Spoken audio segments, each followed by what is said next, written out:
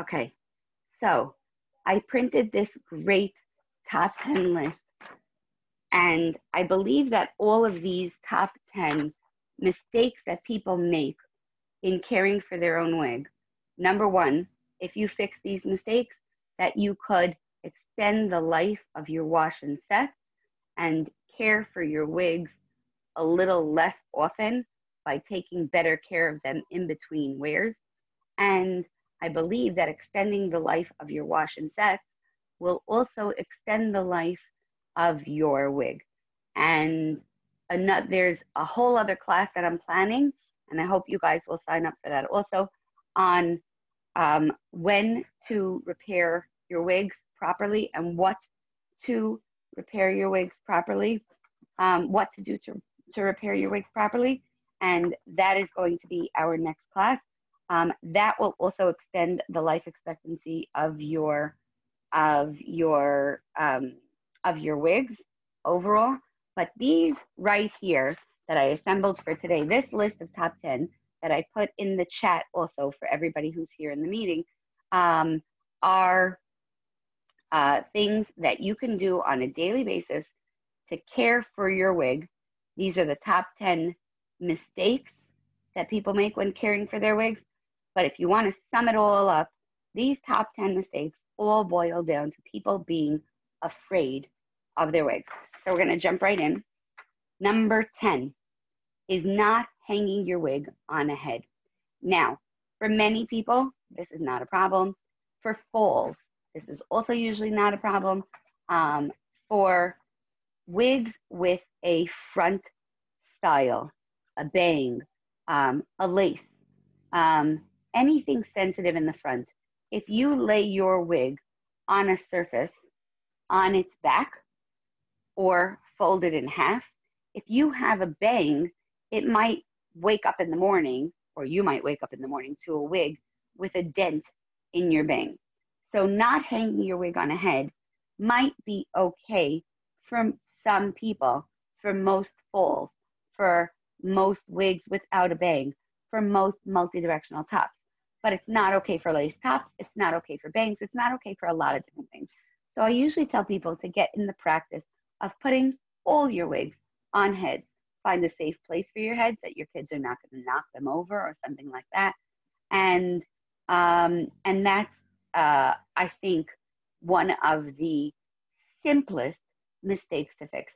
If you get into the habit of putting your wig on a head all the time, then you're going to put all of your wigs on heads all the time. If you don't get into the habit of that, then you're going to have a problem doing it on the wigs that actually need it. Hang on one second. Come on in. Sorry, guys. Hang on. Ahuva, can you take care of a clip? Thank you. Okay, number 9, top 10. Number 10 was not hanging it on a head. Number 9 is not pinning the style in place.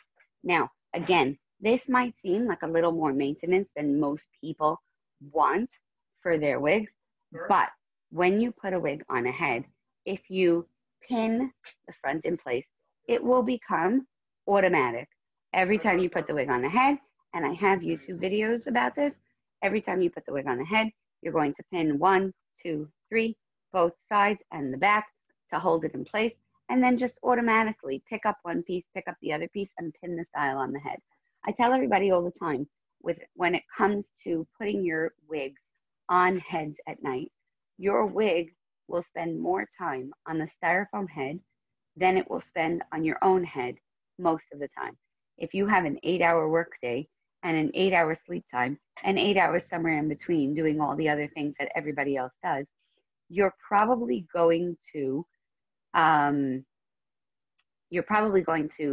is probably going to spend more time on the,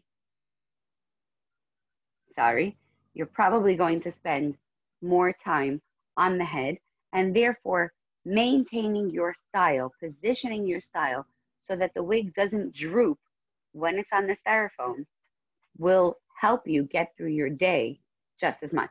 You can't pin your wig on your head when you're wearing it, so your style is going to droop and sag due to the elements, due to the weather, due to everything else that goes on, the wind that goes on during your day.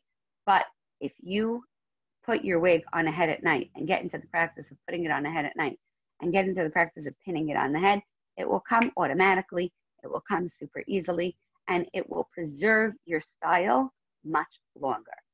Number 8, not brushing your wig, especially curly wigs. This is a very common mistake that people make. But curly wigs, people don't want to brush it because it's going to ruin the style. It's going to ruin the curl, right? Yes, but not brushing your wig is equally damaging long-term, more damaging long-term than not brushing it from one day to the next. So if you have curly hair, you obviously need to take the steps you need in order to learn how to maintain curls and keep them looking fresh and keep them looking fresh after brushing them, because you know what happens to curly hair when you brush it, it just expands. But you're gonna have to brush it, and then you'll have to wet it and scrunch it if you have curly hair.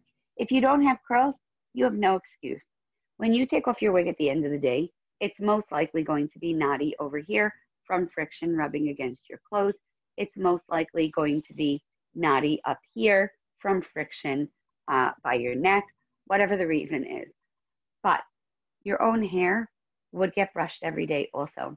So it's not reasonable for you to expect your wig not to need to be brushed. Now, why do you need to brush your hair always? And why is not brushing your hair such a huge mistake? If you have knots and all this hair is balled up in knots, then you're probably going to end up with breakage. Knots, leaving the hair wrapped up in knots, will cause breakage. Breakage will cause more knots, and it'll become a vicious cycle. So brushing your hair is as important, brushing your wig at the end of the day, and sometimes at the beginning of the day, is as important as anything else you can do to preserve the life expectancy of your wig. Number 7, this one's going to cause a little bit of controversy. There are a lot of stylists out there that will tell you to hang your wig upside down to air dry it. See that? People will tell you to put it on a hanger, to take like a skirt hanger and clip it and hang it upside down to maximize volume when you're air drying it. Now, there are several different very complicated elements of construction in a wig that make this a disaster. But I'm going to try to give you the fastest, easiest way to understand it. You can raise your hand, send me a thumbs up if you've ever done hook rug when you were a kid. If you understand hook rug, remember those like fish hook type needles with a wooden handle and the little short pieces of yarn, and you would fold it in half and stick the hook through the grid and then loop the yarn on and pull it through, and that would create a slip knot. Hair is tied in slip knots. So the hair that's hand tied is tied in slip knots that you can see on the surface. And the hair that's tied in the back is also, it's not quite tied in a slip knot. It gets run through a machine that folds the hair on top. So if you look really closely at a weft, you'll see that each weft, and in fact an entire wig, for every long hair in the wig, there are short hairs at the base. It's a little hard to see on the camera here, but I'll try to make another YouTube video explaining more of this. The point is that the hairs get folded as they run through the machine that creates these wefts. And so all of this hair is folded. So if you take this hair and run it through a machine, the machine folds it like this, so that there are these loops and the hair is sewn onto the cap with those loops all facing downward. If you take a wig while it's wet and all these threads are soft and flexible, and you hang a wig upside down, you're essentially while they're wet, pulling on and stressing the stitches that are sewn this way and pulling them down. And you're going to soften those stitches, and it'll eventually, not today, not tomorrow, not after one time, and not after 3 times, but eventually cause unnatural hair loss, excessive wear and tear, and it's just a mistake. I know that a lot of stylists love it, and a lot of people recommend it, and I'm here to say I stand firmly against it. That was mistake number 7, hanging your wig upside down. Mistake number 6, heat styling. Now, I'm going to combine this with mistake number 5, not heat styling. So yes, too much heat styling is a mistake, and not enough styling is also a mistake. So I don't want to tell you to be afraid of heat styling your wig altogether. Never touch it with a curling iron. I'm not going to say that. And I'm not going to say that you should style your wig whenever you feel like it, because wigs are not attached to your head. They're not renewing themselves. They're not growing in at the roots. And so you're not getting new hair on a regular basis. So you do have to be careful with your wig about heat styling it. But there are ways that you can make heat styling a little safer. And that's all. So you should style your wig, but you shouldn't style it too often. You shouldn't expect your wig to last without being styled, but you shouldn't overheat it. You shouldn't burn it. You shouldn't use too many products while you're heating it. And you shouldn't be afraid to rewash it. But that's a whole nother top 10 mistake. So we're going to move on to that. But the point is, top 10 mistake number 6 is too much heat styling. Top 10 mistake number 5 is not heat styling at all. Because you don't have to be afraid of heat. You just have to be afraid of abuse. So learn what you should do, what you shouldn't do before you do it yourself. Consult with a professional, take a class, whatever the case may be, and we'll work on more of these classes and including some of those topics. So moving right along. Number 4, we're getting down to the end. Number 4, not washing often enough. So not heat styling often enough and heat styling too much brings us back to not washing often enough. A lot of people will restyle their wig with heat when the wig really needs a wash. Your wig is hair. It's human hair, same as your own hair. Your own hair used to get washed all the time. It used to get washed every day, every 3 days, whatever the case may be. But your own hair used to get washed. We're expecting our wigs to last us a solid month to 3 months without washing. And that's a realistic expectation. I'm not saying that's a not realistic expectation.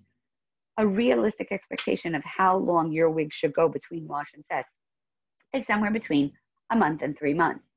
So that's a realistic expectation. But if you think that just recurling your wig and recurling your wig and recurling your wig is going to make your wash and set last an extra 3 months so that you can go 6 months without washing your wig, that's a mistake. Because hair needs to be clean to behave the way it's supposed to behave. So if hair is dirty and it's accumulating residue, and we're going to get to residue in another one of the top 10 discussions, but if hair is accumulating dirt, it's a mistake to think that you can just style it and expect it not to misbehave. So again, number 4 is not washing often enough. I'm not even going to say, and a lot of people think that washing too often is a mistake. It's not in my top 10 list.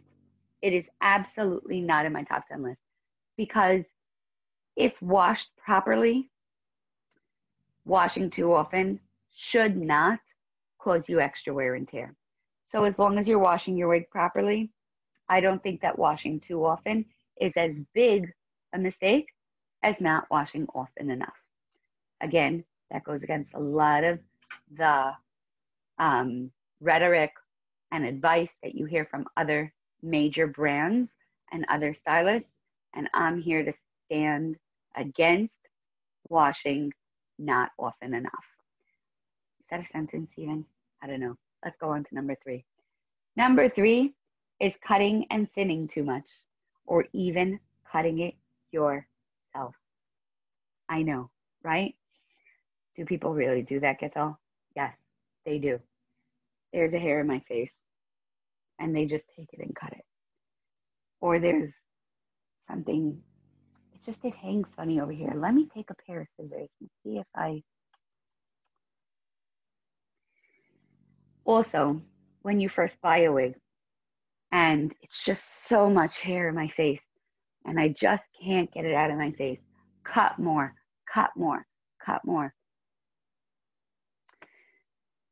I always stand, and specifically now, the way that styles are, I always stand firmly in my belief, especially as she who holds the scissors. I take that responsibility very, very, very seriously. I always stand against cutting too much.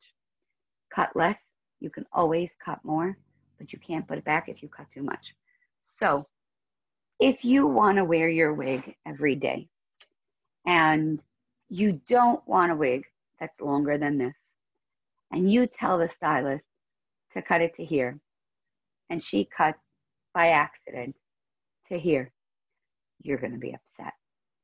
If you tell her to cut to here, and then it's still too much hair, there are often other solutions to remove the amount of hair that's coming into your face before you just cut more. And I'm not just talking about length, I'm talking about choppy layers and stuff like that. I also think that thinning too much is also a mistake, and thinning could be one of the other solutions, meaning you cut your wig, you don't want to go shorter than this, but it's still too much hair in your face. What do? You thin it. Do you thin it from here? Do you thin it from here? This is something that should be discussed with a wig professional, that you should get references from other friends who wear styles similar to yours before you start cutting, thinning, trusting somebody to do these things to your wig, to your new purchase, to your old purchase that you're redesigning, whatever it is. The point is, thinning is a solution to having too much hair in your face, but thinning too much is going to compromise the life expectancy of your wig. So every wig has a break-in period. Yes, darling. So go ask your brother to help you. Sorry, guys. So thinning too much is going to compromise the life expectancy of your wig. So this is in the top 3 of my top 10 mistakes that people make on their wigs for a very good reason.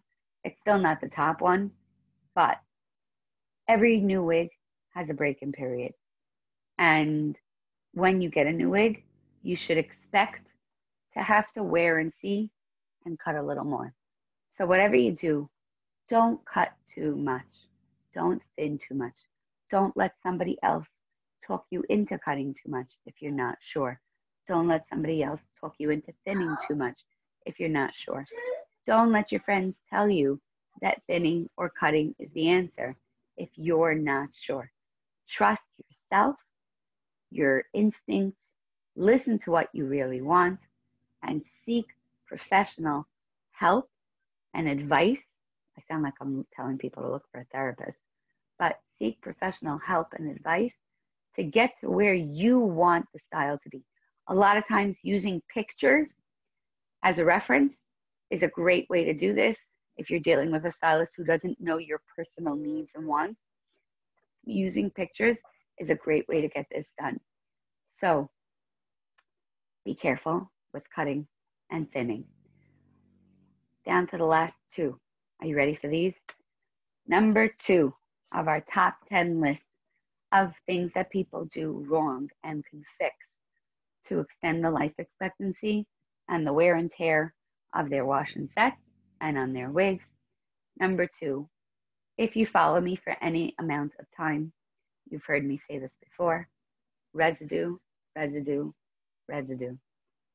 Leaving residue on your wig is one of the top 10 mistakes. It's not number one, because number one is a doozy, but it's number two. It's pretty high up there. So, residue, residue, residue. What does this mean for you? Residue can come in a lot of forms. Residue can come in the form of not having been washed well by yourself or by a professional. Residue can come in the form of products by yourself or by a professional. Residue can come in the form of products that are still products, but that are designed, named, and marketed to make you think that they're not products. Heat protectant spray. It's going to protect my wig, right? That's not a product. That's not a styling additive, right? Wrong. So product residue. Products build residue. Now, why are products so evil? Why is residue so evil? Well, we're going to go back to what we were talking about with knotting. I know, knotting, products. Where are you going with all this? Okay. Residue left on the surface of the hair will help collect buildup. It acts like a magnet for dirt. If you think about your kitchen floor and you drop something on your kitchen floor and it's just water, but all of a sudden that just little water spot collected like a black stain. How does that happen? It might not have been just water, but anything that's on a surface, residue that's on a surface, will collect dirt, dust, and act as a magnet and a cohesive, I don't know the words I'm looking for, but I think you get the point. Residue collects more residue. Residue collects dirt, and residue begets more residue. Now, what happens to your hair when it gets all this residue?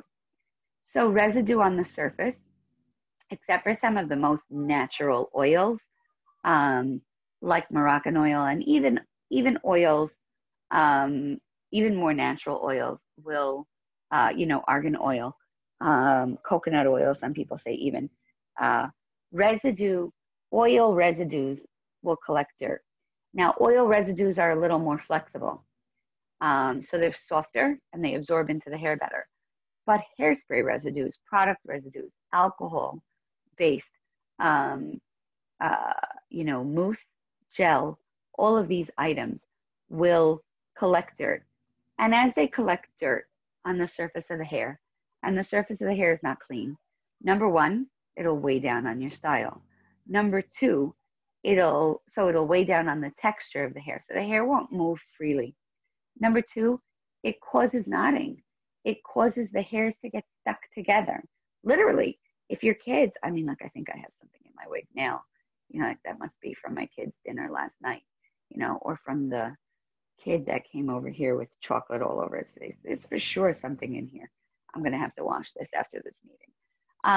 But the point is that residue collects dirt. Dirt and residue building up cause stiffness. Stiffness on the hair cause knotting. Knotting and stiffness on the hair can cause cracking and breaking. Breakage begets more knotting. Are we seeing a running theme here? Residue, knotting, cracking, breaking, residue, knotting, cracking, breaking. It's practically a vicious cycle. And now, for the last, number two was residue. Residue, residue, residue. Residue relates to so many different other things that we talked about. This top number one mistake that people make all boils down to all these other top 10 reasons, top 10 mistakes that people make on their wigs, all boil down to this one. unrealistic expectations. I've said it before. I'll say it again. I'll say it 100 times. But it's hard to say this to customers. And it's hard to say this on social media and not get a lot of backlash. It's hard to say this to people and not have them feel a little triggered or a little attacked. So I'm going to try to say it as nicely as possible. Unrealistic expectations are the enemy of a lot of things in life. Parenting, medicine, job problems, just about everything. So why are they a problem for your wig? Wigs are hair. If you wouldn't expect your hair to last a month, why do you expect your wig? If you wouldn't expect your hair to last 3 months, why do you expect your wig? If you wouldn't expect your curly hair to behave when it's straightened, why would you expect your wig? If you wouldn't expect your straight hair to be able to be curled, why would you expect your wig? So I know that wasn't as nice as I planned it to be. I wanted to be a little nicer when I was saying that. But I think you get the point. If your hair got covered in hairspray and styled, and then you went to a wedding, you would wash that garbage out the next day and take out all those pins because you can't sleep in them, and you would wash it. But you expect to be able to take the pins out and still be able to wear your wig through a week of partying after that wedding without washing it? Not realistic. So let's go back to basics. It's hair. If it's wavy, respect the wave. If it's straight, respect the straight. And don't try to style your wig a way that it's not going to do. You're just going to be disappointed. If you want a wavy wig, don't buy a straight wig and expect to be able to fix it. If you buy a very sleek wig, it might look greasy pretty fast and you might have to wash it sooner. If you buy a curly wig, you can't brush it without it getting fluffy and fuzzy and messy. So you have to expect to be able to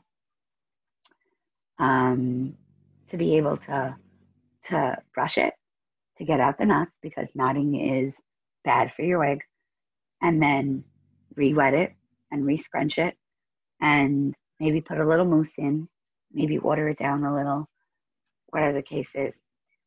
So just stop. Just stop having unrealistic expectations of your hair. And when you stop expecting, and this is something, I used to give haircuts to girls. I don't do haircuts on heads anymore, on real people anymore. I stick to wigs now. But this is something I used to tell a bunch of teenagers all the time, because this is like a teenager problem. And then I realized it's really a woman problem.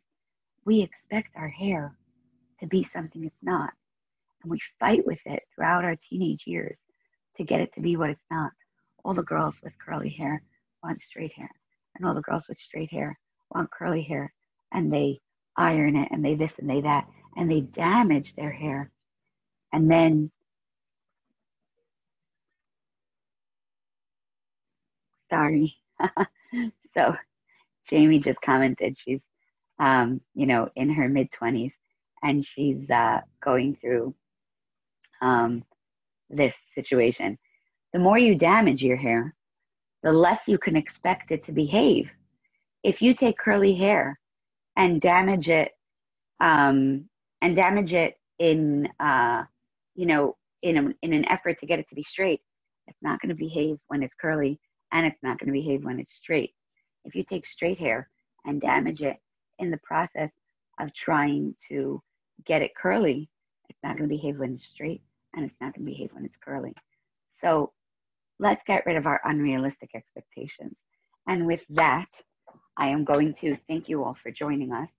I'm going to stop the recording, and then we're going to post all of this to YouTube. So if you want to go through it again, you can either DM me. If you were part of this meeting, you are welcome to DM me and ask me individual questions. Again, like I mentioned before, I'm a little under the weather, And so I'm going to, sorry, just gonna wait for somebody to enter the waiting room. I'm not gonna enter them until I finish recording. But again, for the recording's sake, I'm going to just add here that if you're viewing this on YouTube, that you can also just know that you can DM me on Instagram, on Facebook, and follow me on Instagram and Facebook so that you can access more knowledge, more classes coming up. And now we're going to end the recording.